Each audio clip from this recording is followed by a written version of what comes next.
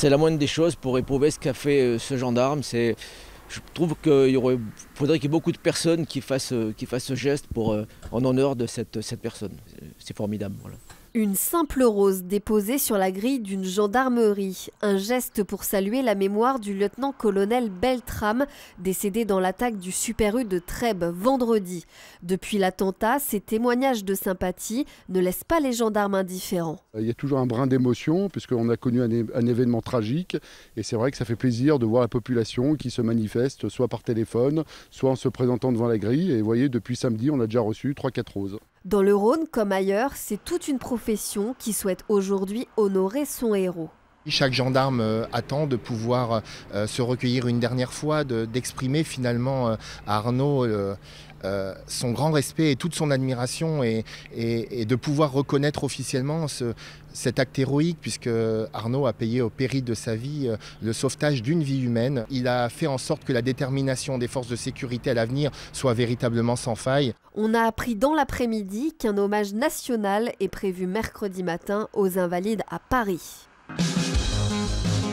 Les trains passent depuis la fin du chantier. La coupure des circulations ferroviaires n'a eu lieu que pendant 65 heures. 65 heures, c'est le temps qu'il a fallu pour monter ce pont-rail à Saint-Pierre-de-Chandieu. Une construction destinée à supprimer le passage à niveau de la commune, l'un des plus dangereux de la région.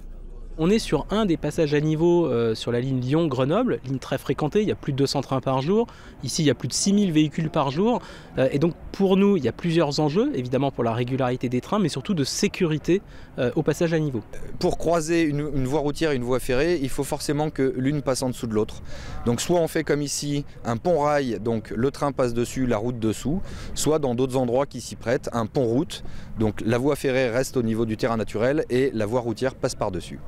Près de 30 accidents ont en effet été recensés en un an. Les rails croisant ici la fréquentée RD 147, route qu'il a fallu dévier. Une route départementale qui était extrêmement dangereuse, qui était en partie urbaine, avec un trafic énorme qui relie je dirais, la métropole au département. Et puis c'est une zone ici où il y a beaucoup de carrières, avec beaucoup d'extractions et beaucoup de camions qui passent tous les jours. Donc c'était se déporter de la partie urbaine. Les travaux sur la route se termineront en novembre, mais une première portion ouvrira dès le mois de juin. Nous rentrons dans le glacis à ton niveau avec plusieurs personnes. 10h30 ce matin au centre pénitentiaire de Saint-Quentin-Fallavier. Ce surveillant encadre un convoi un peu particulier. Dans cette camionnette, une douzaine de moutons qui vont prendre leur quartier aux abords de la prison. Ces moutons vont servir pour une mission d'éco-pâturage pour 1 an sur la prison de Saint-Quentin-Fallavier. Donc l'idée c'est déjà d'être plus écologique par rapport à la tonte mécanique qu'il y avait avant, et d'essayer d'enrichir le sol parce qu'on voit bien que la prairie ici elle est un peu fatiguée, elle a été malmenée pendant des années par des tontes excessives. Allez. Ces moutons de bruyère, race en voie de disparition, disposent de près de 4 hectares de pelouse tout autour de l'enceinte de la prison.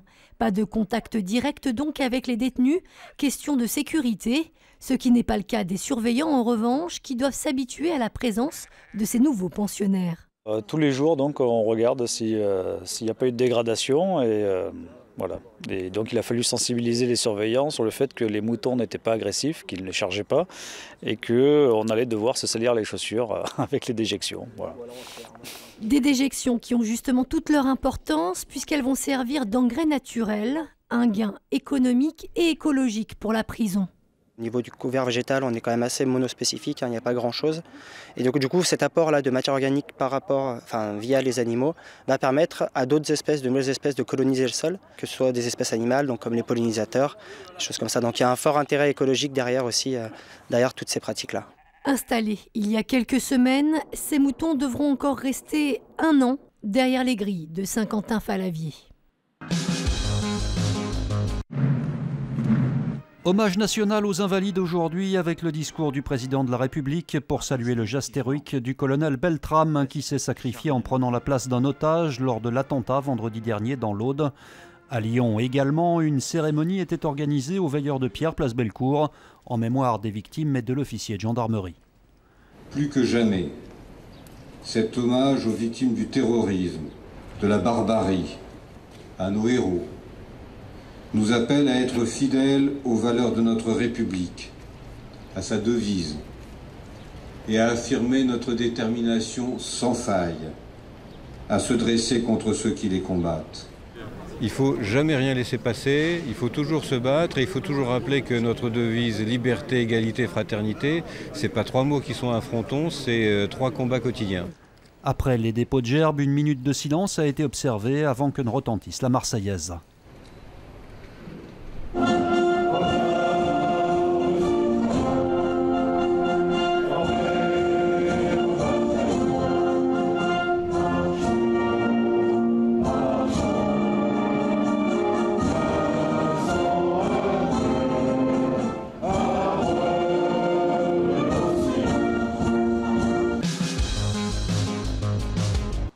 Place Bellecour, différentes personnalités politiques, militaires ou simples citoyens ont fait part de leur émotion à l'issue de cette cérémonie qui faisait écho à l'hommage national rendu au colonel Beltrame.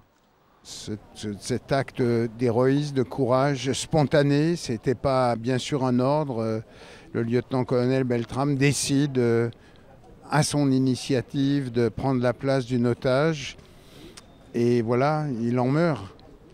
Et ça nous renvoie pour moi à tous, qu'est-ce qu'on fait, quels sont nos actes de courage qu'on peut faire sans aller jusque-là, mais au quotidien. C'est un exemple pour nous, c'est sûr.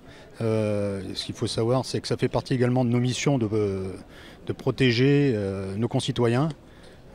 Donc c'est un devoir de notre part. Il est important aussi de prôner l'union sacrée face à l'indicible, face à la barbarie, montrer que la nation est solidaire dans toutes ses composantes et singulièrement entre forces de sécurité intérieure. Et on en a besoin parce que quelquefois on a tendance à baisser les bras et à dire que notre pays est perdu. Ces gens-là, ils nous redonnent l'envie de nous battre pour nos enfants, pour nos petits-enfants. J'avais envie de soutenir un peu les forces de police, toutes les forces qui nous protègent, qui sont là. Et voilà, j'ai une pensée pour ce soldat qui a été tué et sa famille. Est-ce un crime passionnel ou un meurtre prémédité? Voilà l'une des questions centrales des débats de la cour d'assises cette semaine. Elle jugeait Nafez Chehadé, accusé d'avoir tué son épouse à Pontcharrat-sur-Turdine, près de Tarare, le 29 mai 2016. Il l'aurait frappé plusieurs fois à la tête et poignardé au cou avant de se rendre à la gendarmerie, elle qu'il avait quittée 10 jours avant le drame. Ce matin, l'avocat général a requis entre 22 et 25 ans de prison ferme. Une charge très dure, très lourde, qui ne me paraît pas refléter véritablement les débats. Je pose la question pour le ministère public de la préméditation, alors que cette préméditation n'a jamais été envisagée jusqu'à présent. Je trouve cela bien excessif à ce jour. C'est un homme qui est encore jeune, qui n'avait jamais été condamné auparavant, qui est très bien inséré. Et c'est vrai que l'enjeu pour lui est essentiel. Pour la partie civile, la vie est évidemment tout autre. C'est un réquisitoire sévère, implacable, mais adapté aussi à la gravité des faits, à l'incompréhension des uns et des autres. C'est des enfants qui sont privés très violemment d'une mère, dans un contexte où on ne pouvait pas imaginer cela. Les jurés viennent tout juste de rendre leur verdict. L'accusé écope finalement de 18 ans de prison ferme. Mobilisation contre l'antisémitisme. Près d'1 millier de personnes se sont rassemblées hier soir à Lyon pour une marche blanche en mémoire de Mireille Knoll, une octogénaire juive poignardée dans son appartement à Paris. Notre marche blanche est bien sûr en l'hommage de cette femme qui a été assassinée on ne peut plus lâchement, rescapée de la Shoah, 11 coups de couteau, brûlée, quel symbole, chez elle. Après qu'on ait eu l'assassinat pour raison antisémite de Madame Halimi, aussi citoyenne. Et puis après bien d'autres assassinats, simplement pour la raison qu'ils sont nés juifs. Mais ce qui est terrible aujourd'hui, c'est cette indifférence chronique dans laquelle la société s'inscrit.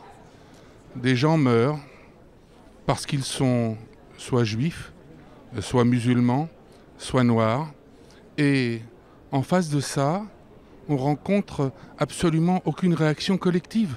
On est là ici pour crier haut et fort que cette indifférence est en train de nous tuer tous. On réagit ensemble à un problème de notre société, à une sorte de nuage sombre qui risque de recouvrir, qui a tendance à recouvrir ce que nous sommes et à contrer un certain nombre de valeurs qui nous sont communes et des valeurs essentielles.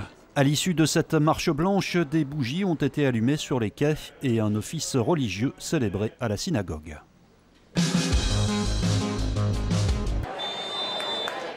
Victoire de l'OL à Barcelone hier soir avec à la clé une qualification pour les demi-finales de Ligue des Champions. Il s'agit bien sûr de l'équipe féminine. Les Lyonnaises, qui s'étaient déjà imposées 2-1 à l'aller, ont de nouveau battu les Catalanes 1-0 au match retour. C'est Eugénie Le Sommer qui a offert à l'OL le but de la victoire, inscrit de la tête à la 62e minute. Les joueuses de Reynaldo Pedros vont donc retrouver, comme l'an dernier, Manchester City en demi-finale. Le président Aulas a quant à lui salué la grande maîtrise mentale et morale de son équipe féminine. L'Ouest lyonnais est quand même aujourd'hui le parent pauvre sur ces grands enjeux de réseau de transport en commun. À quelques jours d'un vote attendu au Citral sur la poursuite des études de faisabilité du futur métro E, les élus de l'Ouest lyonnais ont décidé de se mobiliser. Ce matin, plusieurs d'entre eux ont tenu une conférence de presse pour rappeler les enjeux pour leur territoire. À l'heure actuelle, les personnes qui viennent habiter dans nos communes, la première question qu'elles nous posent, c'est de savoir s'il va y avoir un développement des transports en commun, parce qu'actuellement, notre desserte est pauvre. Il était vraiment temps. Quand je parle de 50 000 véhicules, si je prends Tassin-la-Demi-Lune par jour à l'horloge, il est essentiel que des réseaux structurants, qu'ils soient de voirie ou qu'ils soient de transport en commun, des réseaux lourds, arrivent. La mobilité, gros point noir pour les habitants de l'Ouest lyonnais, souvent bloqués dans les embouteillages aux heures de pointe. L'arrivée du métro E permettrait de diviser par 2 le temps de trajet vers le centre-ville de Lyon. À l'ouest de Lyon, 44% de motorisation, contre 24% seulement pour Lyon ou Villeurbanne. Donc tout le monde a intérêt à développer ces modes lourds de transport en commun que sont le métro. Et on n'a pas le choix de surcroît, avec le relief qui est le nôtre, on ne peut construire ni un tram, ni un site propre, ni même un couloir de bus. Prenons par exemple la montée de Choulan. Les élus de l'Ouest lyonnais qui ont par ailleurs manifesté aujourd'hui une préférence pour le tracé au départ de Bellecour. Notez que ces études devraient durer encore plusieurs années avec une arrivée du métro E prévue autour de 2030.